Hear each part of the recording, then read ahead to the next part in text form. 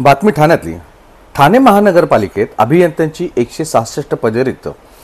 कार्यरत अभियंत्यांवर दुहेरी ताण, आरोग्यावर परिणाम. नमस्कार, मी धनंजय पवार. मनपा वृत्त 24 तास या आपल्या आवडत्या यूट्यूब चॅनलवर पुन्हा एकदा हार्दिक स्वागत. शहराच्या विकासासाठी अत्यावश्यक असलेल्या सार्वजनिक ठिकाणी बांधकाम विभागात ठाणे पालिकेतील अभियंत्यांची तब्बल 166 पदे रिक्त असल्याचे समोर आले आहे. मंजूर 300 पदांपैकी केवळ 134 अभियंते कार्यरत असून उर्वरित रिक्त पदांचा ताण कार्यरत अभियंत्यांच्या खांद्यावर पडत आहे. त्यामुळे अनेक अभियंत्यांच्या आरोग्यावर त्याचा प्रतिकूल परिणाम होऊ लागल्याची माहिती मिळते. राज्य शासनाने महापालिकेच्या आकृतीबंधात 880 नव्या पदांची मंजुरी दिली असली तरी अद्याप भरती प्रक्रिया सुरू झालेली नाही. यामुळे केवळ अभियंतेच नव्हे तर इतर विभागातील कर्मचारीही कामाच्या तणावाखाली आहेत.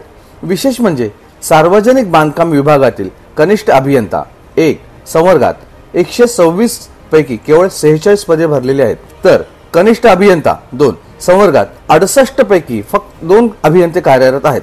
शहरात वेगाने वाढणाऱ्या नागरीकरणामुळे नवीन रस्ते, जलवाहिनी, ड्रेनेज व्यवस्था आणि अन्य नागरी सुविधा उभारणीसाठी अभियंत्यांची भूमिका अत्यंत महत्त्वाची असताना इतकी पदे रिक्त राहणे ही गंभीर बाब मानली जात आहे.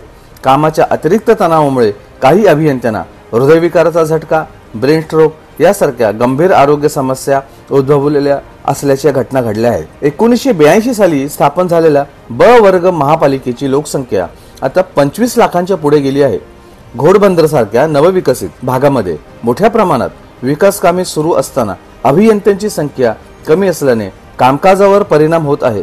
अधिकारी वर्तुळात दबक्या आवाजात तरीही तीव्र नाराजी व्यक्त करत असून लवकरात लवकर रिक्त पदे भरावी अशी मागणी कर्मचारी संघटनांकडून केली जात आहे. भेटूया पुन्हा नवीन बातमीसह.